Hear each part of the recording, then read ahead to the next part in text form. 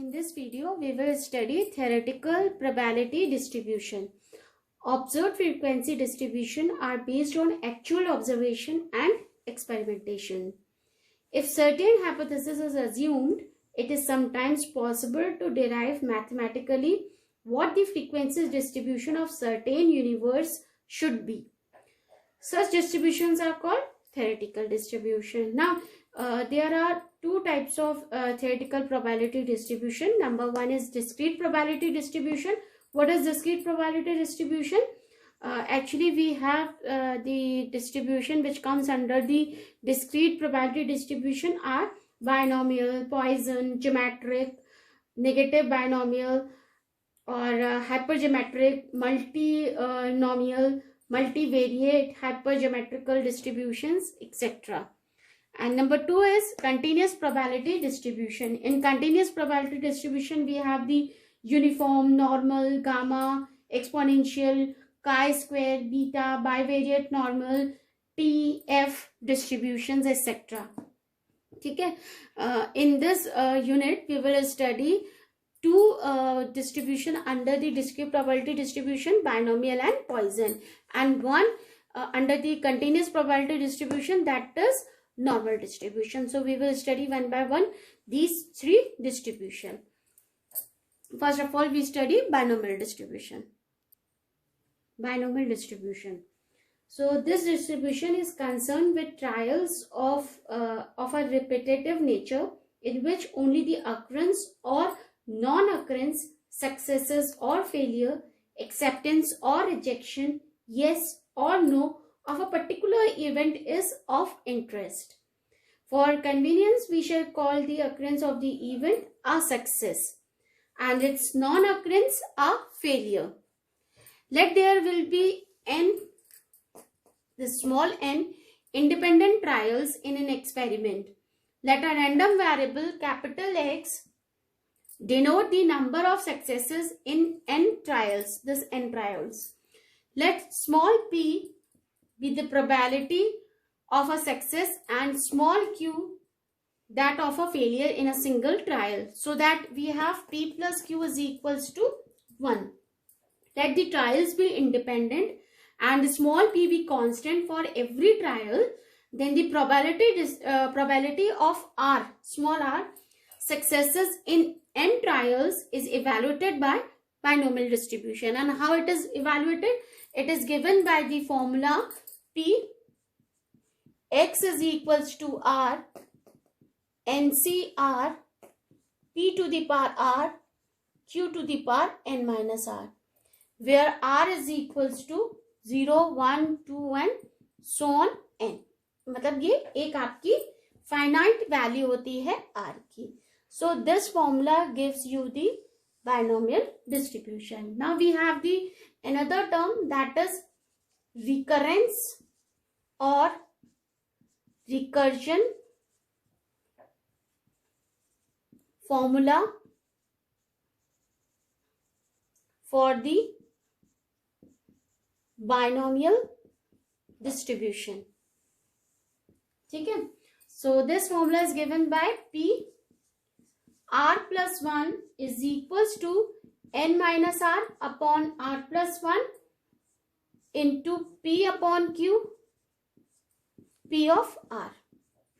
So this is the formula for the recurrence or recursion formula. What is recurrence and recursion formula? Means they will give you the successive probabilities. If you put the value of r as 0, you will find the value of p1. If you put r is equals to 1, then it will give you the value of p2. So by using the previous value, you can get the next value. Now the next topic is mean and variance of the binomial distribution. So mean and variance is, mean is equals to होता है, आपका mean को हम लोग show करते हैं mu से, mu is equals to np. Variance होता है इसका, वेरिएंस आपका सिग्मा स्क्वायर होता है, इसको हम शो करते हैं एनपी क्यू से. तो वेरिएंस अगर एनपी क्यू है, then standard deviation is equals to under root of np q, n है ये वैल्यू. ठीक है. So these three formulas we have for our binomial distribution, that is mean, variance and standard deviation. These three formulas, you have to mug up all the formulas written here. That is the formula for the binomial distribution, formula for the recurrence, formula for the mean and variance. Now let us do numerical, one by one numerical on binomial distribution. Now see the first numerical. If 10% of the bolts produced by a machine are defective, determine the probability that out of 10 bolts chosen at random, number first 1, number 2 none, number 3 at most 2 bolts will be defective, है ना. तो सबसे पहले हम लोग find करते हैं कि what will be the P. Here P जो हम लोग मानेंगे, that will be the probability of defective, which is given to us. It is given that 10% of the are defective. 10% in the sense 0.10, और आप इसको 0.10 को मैं ऐसे लिख लूँ, मतलब इस प्रोबेबिलिटी को हम ऐसे लिख सकते हैं ना, 10/100 which is equals to 1/10. Fraction value में लिख लीजिए क्योंकि सारी फ्रैक्शन वैल्यू आएंगी. देयरफॉर क्यू किसकी प्रोबेबिलिटी हो जाएगी, नॉन डिफेक्टिव की. That will be equal to 1 - 1/q, that will be equal to 9/10q, क्योंकि हमें पता है p + q = 1 होता है. तो q की वैल्यू क्या हो गई, 1 - p, तो वहां से निकाल लिया मैंने. ठीक है. ऑल्सो आपको क्या गिवन है, n = 10 bolts are chosen. ठीक है, that is the number of bolts are chosen, तो हमें n गिवन है 10. Now the probability of r defective लिख लेती हूँ मैं. The probability of r defective bolts out of n bolts chosen at random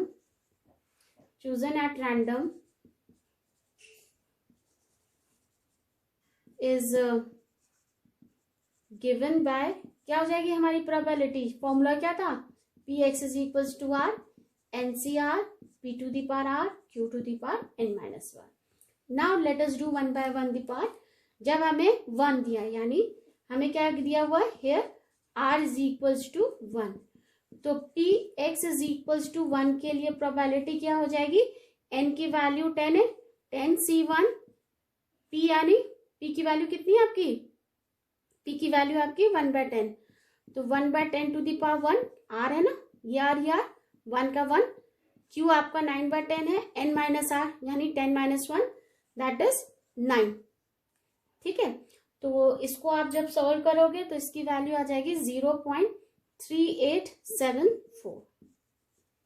ठीक है. सेकेंड पार्ट है, आपको दे रखा है नन यानी हेयर r की वैल्यू कितनी हो गई, 0. देन px = 0 की वैल्यू हो जाएगी 10c0, 1/10⁻0, 9/10⁻10 - 0 is 10.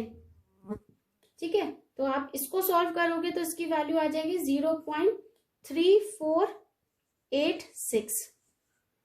ठीक है. नंबर थर्ड है आपका एटमोस्ट 2 bolts, है ना. तो एटमोस्ट 2 bolt यानी r is क्या हो जाएगी, r is <= 2, ज्यादा से ज्यादा, एटमोस्ट मतलब ज्यादा से ज्यादा 2, तो 2 भी हो सकता है, 2 से कम भी, तो r is <= 2, तो यानी हमें प्रोबेबिलिटी किसकी निकालनी है, x = r था, यानी x is <= 2. ठीक है. x is <= 2 में कौन कौन से आ जाएंगे, p0 आ जाएगा, p1 आ जाएगा और p2 आ जाएगा. तो p1 p0 तो तुम्हें पता ही है, p2 की वैल्यू और निकालनी है, तो px = 2 की वैल्यू पहले हम निकाल लें, क्या हो जाएगी, this will be equal to 10c2 1/10⁻2 9/10⁻10 - 2, that is 8. इसको सॉल्व करोगे तो इसकी वैल्यू आ जाएगी 0.1937. Then probability of x is <= 2 is equals to 0.3874 plus 0.3486 plus 0.1937, तो इसकी वैल्यू आ गई आपकी 0.9297. These are the answers of this question. पहला आंसर आपका ये हो गया, सेकेंड आंसर आपका ये हो गया, थर्ड आंसर आपका ये हो गया. Now let us do the second numerical. Next question is a fit a binomial distribution to the following frequency data which is given in this form. Now the solution is, the table is as follows. हमें इसकी जो table होगी that is x, ऐसे लिख लेते हैं x f f x. ठीक है, x की वैल्यू होगी 0 1 2 3 4 30 62 46 10 2. 0 into 30 0, 1 into 62 62, 2 into 46 92, 3 into 10 30, 4 into 2 8, and here summation f is equals to 150, summation fx is equals to 192. ठीक है, so this is the table that we draw for the value given in the table. ठीक है, now हमें यहाँ से ये हमने table क्यों बनाई? Just because we get the mean of observations. Mean क्या हो जाएगा इसका? क्या होगा mean? Summation f x upon summation f. तो वो आ जाएगा आपका 192 upon 150 which is equals to 1.28. ठीक है, नाउ मीन मतलब क्या होता है? Mean is equals to mu is equals to np होता है. तो यानी 1.28 इज इक्वल्स टू एन. आपका कितना हो गया? देखिए ये एन वैल्यू जो होती है वो लास्ट वैल्यू होती है, कितनी है? 4. तो एन की वैल्यू हो गई 4 इंटू पी. तो पी की वैल्यू आ गई आपकी 0.32 यहाँ से. तो क्यू की वैल्यू आ गई आपकी 1 minus p which is equals to 1 minus 0.32 is equals to 0.68. ठीक है, एंड कैपिटल एन जो होता है that will be summation f जिसकी वैल्यू है 150. Hence the binomial distribution is, formula क्या होता है इसका? N p plus q to the power n. तो कैपिटल एन की वैल्यू कितनी है? 150, पी की वैल्यू 0.32, क्यू की वैल्यू 0.68 और एन की वैल्यू कितनी है? 4. सो इसको सॉल्व नहीं करना है, इसको यहीं पर छोड़ देना है. This is the representation of the binomial distribution because it's saying that the sum of the frequency is 150, the sum of the n trials are the value of n trials is 4 and this is the value of p and this is the value of q. It only symbolized, so we have to write in the symbol form. We do not have to solve further. Okay, so this will be the answer for this type of question. Next question is, if the probability of hitting a target is 10% and 10 shots are fired independently, what is the probability that the target will be hit at least once? So here they have given us p is equals to 10%, that is 10 upon 100 which is equals to 1 upon 10. Then q is equals to 1 minus p is equals to 1 minus 1 upon 10, that will be 9 over 10. And n is also given as 10, here 10. Okay, now the probability that the target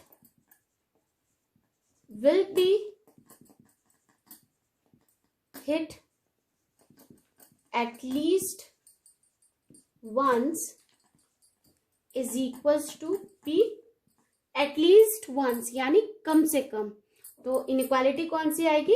greater than. हमेशा ध्यान रखिएगा, at most ज्यादा से ज्यादा value, at most मतलब ज्यादा से ज्यादा, that means we have the inequality less than equal to. And whenever we have at least कम से कम, then we have the inequality greater than equal to. ठीक है, तो अब आप ये समझिएगा, जैसे ये प्रोबेबिलिटी है P0 है, P1 है, देन P2 है, देन P3 है, then P4 and so on. ठीक है, अब हमें क्या निकालनी है, 1 और 1 से ज्यादा, ये सारी हमें पता नहीं कितनी है, मतलब 10 में निकालनी है। अब 10 को निकालना फिर सॉल्व करना टिपिकल है, but we know that the sum of all the probabilities P10 तक कितनी होगी, sum of all the probabilities 1। तो 1 में से अगर मैं P0 माइनस कर दूं तो मुझे ये सारी वैल्यू मिल जाएगी। तो 1 minus P0 should be equal to P x is greater than equal to 1। अगर ग्रेटर देन 1 होती तो हम यहाँ माइनस P1 भी करते, 1 माइनस P0 माइनस P1, अगर ये ग्रेटर देन 1 होती।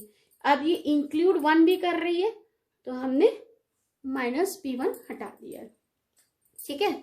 तो P is greater than equal to 1 should be equal to 1 minus P r equal to 0.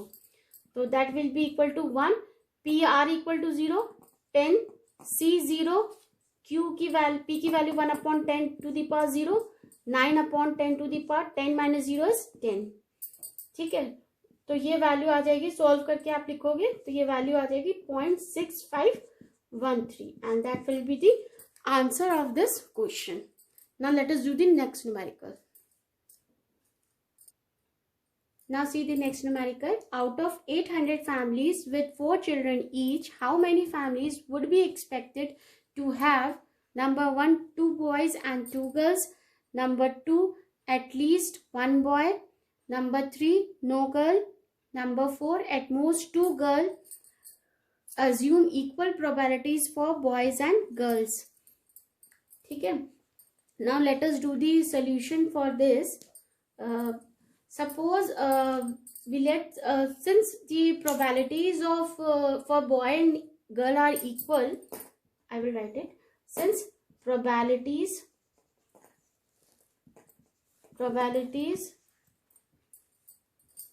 for boy and girl are equal, तो क्या हो जाएगा, P अगर मैं मान लूं probability of having a boy which is equals to 1/2, क्योंकि equal है। Q probability of having a girl, it is also equal to 1/2 क्योंकि इक्वल है दोनों की। n इक्वल टू आपको दे रखा है 4, है ना, 4 चिल्ड्रन, और कैपिटल N की वैल्यू दे रखी है 800 क्योंकि वो टोटल वैल्यू 800 है। नंबर 1 है आपका 2 boys and 2 girls, है ना। तो the expected number of families having 2 boys and 2 girls, तो हमने 800 तो बाहर लिख लिया, जो भी आंसर आएगा हमने करना है। तो अब we will consider the question as in the terms of boy because we find the value, we assume the value of P as the probability of boy. तो हमें पूरा क्वेश्चन जो होगा वो अकॉर्डिंग टू बॉय की probability की देखना है। तो एक्सपेक्टेड हैव 2 बॉयज, है ना, अगर 2 बॉयज होंगे तो क्या प्रोबेबिलिटी होगी कि 2 बॉय हो और 2 गर्ल हो, तो क्या हो जाएगी प्रोबेबिलिटी 4C2, 2 बॉय होने की प्रोबेबिलिटी यही होगी 4C2। P की वैल्यू 1/2, सॉरी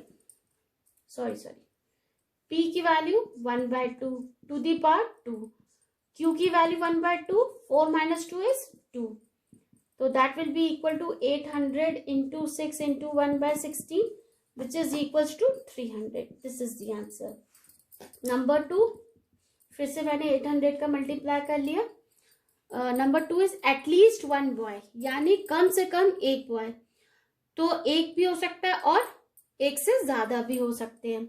तो 1 बॉय होगा तो Px इज इक्वल्स टू 1, है ना, 2 हुआ तो Px इज इक्वल्स टू 2, 3 हुआ तो Px इज इक्वल्स टू 3, और लास्ट हो सकता है Px इज इक्वल्स टू 4 क्योंकि 4 ही बच्चे हैं।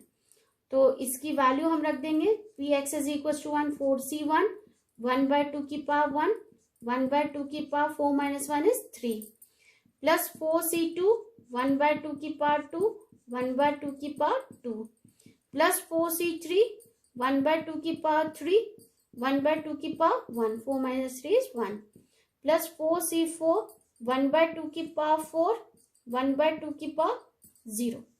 ठीक है, तो इसको जब हम सॉल्व करेंगे तो ये वैल्यू आ जाएगी 800 into 1/16, 4 plus 6 plus 4 plus 1, which is equals to 750. This will be the answer. Number third है नो गर्ल. नो गर्ल मतलब सारे बॉयज. तो सारे बॉयज की प्रोबेबिलिटी क्या हो जाएगी? 4C, मतलब चारों के चारों हमें क्या लेने हैं? बॉयज. तो अगली वैल्यू जो हो जाएगी, सॉरी कितनी हो जाएगी? 4C4. चारों के चारों हमारे लड़के हो गए, यानी 1/2 की पावर 4 और 1/2 की power 0. That will be equal to 50.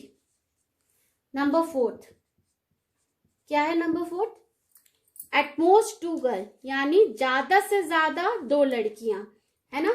तो ज्यादा से ज्यादा 2 लड़कियां, यानी एक चांस क्या होगा? जब एक भी लड़की ना हो, तो वो क्या केस हो जाएगा हमारा? P x is equals to 4. चारों लड़के हो गए. फिर एक लड़की हो, तो लड़के कितने हो गए? 3. और है ना, एक भी नहीं हो और एक हो, और फिर 2 हो. 2 लड़कियां होंगी तो 2 ही लड़के होंगे. मैंने लड़कियों को कंसिडर करते हुए लड़कों की वैल्यू लिखी है यहाँ पर, क्योंकि स्मॉल p हमने लड़कों की मानी है. तो यहाँ जो r होता है that is regarding to our p. तो p जो मानते हैं उसी के अकॉर्डिंग हमें यहाँ पर r की वैल्यू अज्यूम करनी है. तो मैंने बताया था, जब एक भी लड़की नहीं है, लड़के चारों. जब एक लड़की है, 3 लड़के. जब 2 लड़कियां, 2 लड़के. ठीक है, तो आप इनकी वैल्यू रख दीजिए. 800, 4C4, 1/2 की पावर 4, 1/2 की पावर 0, प्लस 4C3, 1/2 की पावर 3, 1/2 की पावर 1, प्लस 4C2, 1/2 की पावर 2, 1/2 की पावर 2. तो ये आप सॉल्व करेंगे तो इसका आंसर आ जाएगा हमारा 550. So these 4 are our answer. This one, this one, this one, and this one. Now let us do the next numerical. Next question is 6 dice are thrown 729 times. How many times do you expect at least 3 dice to show up 5 or 6? Okay. Now take P as P equal to the chance of getting 5 or 6 with 1 dice is equals to क्या होगा? Chance of getting 5 और 6, मतलब या तो 5 है या 6 है. तो कितने इवेंट हो गए? 5 1 और 6 1. तो 2 इवेंट हो गए, 1 and 1 6. और टोटल कितने होते हैं? 1 to 6. कितने हो गए? 6, है ना. 1 से लेकर 6 तक जो होते हैं 6 इवेंट्स, उसमें से 2 की निकाल रहे हैं. तो 2/6 विच इज इक्वल्स टू 1/3. तो Q क्या हो जाएगा? 1 minus P, that is equals to 1 minus 1/3 is 2/3. N की वैल्यू आपकी कितनी हो जाएगी? 6. ठीक है, क्योंकि आपके 6 डाइस हैं. और कैपिटल N की वैल्यू कितनी दे रखी है? 729. ठीक है. Now since dice are in sets of 6 and there are 729 sets, then the expected number of times at least 3 dice showing 5 or 6 is equals to क्या होगा कि अगर बस 6 डाइज है, 729 बार उनको थ्रोन किया गया है, तो जो एक्सपेक्टेड नंबर ऑफ टाइम्स होगा कि कम से कम 3 डाइज जो है वो 5 और 6 फेंके, कम से कम, है ना. कम से कम में क्या हो जाती है? कैपिटल N तो आएगा ही. कम से कम में क्या हो जाती है? Inequality greater than equal to कितना? 3, है ना. At least greater than equal to 3. ठीक है, तो कितनी आ जाएगी? तो कैपिटल N तो 729 है. कम से कम मतलब ग्रेटर देन इक्वल टू 3 में कितनी हो जाएंगी? 3, 4, 5 एंड 6। ठीक है, तो ये आ गया 729, 6C3। ठीक है, और ये आ जाएगा 2/3 की पावर, सॉरी 1/3 की पावर 3, 2/3 की पावर अगेन 3, प्लस 6C4 1/3 की पावर 4, 2/3 की पावर 2, प्लस 6C5 1/3 की पावर 5, 2/3 की पावर 1, एंड C6 1/3 की पावर 6, 2/3 की पावर 0। ठीक है, तो ये वैल्यू जब आप सॉल्व करोगे तो जब हम सॉल्व करेंगे 7 यूनिट 3⁶ कॉमन ले लेंगे, 160 + 60 + 12 + 1 हो जाएगा। इसका आंसर आपका आ जाएगा 233। This will be the answer of this question. Now see the next question. During war, one ship out of 9 was sunk on an average in making a certain voyage. What was the probability that exactly 3 out of a convoy of 6 ships would arrive safely? Okay, so let us assume P. P हम क्या मानेंगे? The probability of a ship arriving safely, है ना, arriving safely। तो कितना है वो? 1 ship out of 9 was sunk, है ना, तो कितना हो जाएगा? 1/9 तो sunk हो रहे हैं, तो 1 में से माइनस कर दिया, तो ये आ गया 8/9। तो ये तो वैल्यू हो गई अपनी P की। Q की दे ही रखी है 1/9, 1 out of 9 दैट इज 1/9, और N की वैल्यू हो जाएगी आपकी 6। ठीक है, then the probability that exactly 3 ships arrive safely, PR is equals to 3, है ना, safely PR is equals to 3। तो कितनी हो जाएगी? 6/3, 8/9 की पावर 3, 1/9 की पावर 3। हम ये सॉल्व करेंगे तो ये कुछ इस टाइप की आएगी वैल्यू। सॉल्व करके देख लीजिएगा कितनी आ रही है, that will be the answer. See, the next question is, a policeman fires 6 bullets on a dacoit. The probability that the dacoit will be killed by a bullet is 0.6. What is the probability that dacoit is still alive? है ना, तो बहुत interesting question है। तो इसमें हम लोग लिखेंगे लेट n इक्वल टू क्या हो जाएगा? Number of bullet fired. कितने कितने बुलेट फायर किए? 6, है ना, इक्वल टू 6। P की वैल्यू क्या है? किल्ड की वैल्यू 0.6, तो Q की वैल्यू कितनी हो जाएगी? 1 minus 0.6, that will be 0.4. Now the probability that dacoit is still alive, that is not killed, still alive not killed, और जबकि हमने P किसकी ली है? किल्ड की, है ना, तो नॉट किल्ड का क्या हो जाएगा? नॉट किल्ड, यानी P कितना लेना है? P x is equals to 0, है ना, क्योंकि हमने P को हमने किल्ड वाला माना है और ये नॉट किल्ड का पूछ रहे हैं, तो हमारी x किससे ज्यादा जाएगी? P से। तो नॉट किल्ड है तो किल्ड की चांसेस तो 0 हो गए, that will we take P x is equals to 0। तो ये वैल्यू हो जाएगी NC0 यानी 6C0, 0.6 to the power 0, but 0.4 to the power 6 minus 0, that is 6। तो ये वैल्यू हो जाएगी आपकी 0.4 to the power 6, which is equals to 0.004096. This will be the answer. So these are the questions which are based on binomial distribution. You do one by one.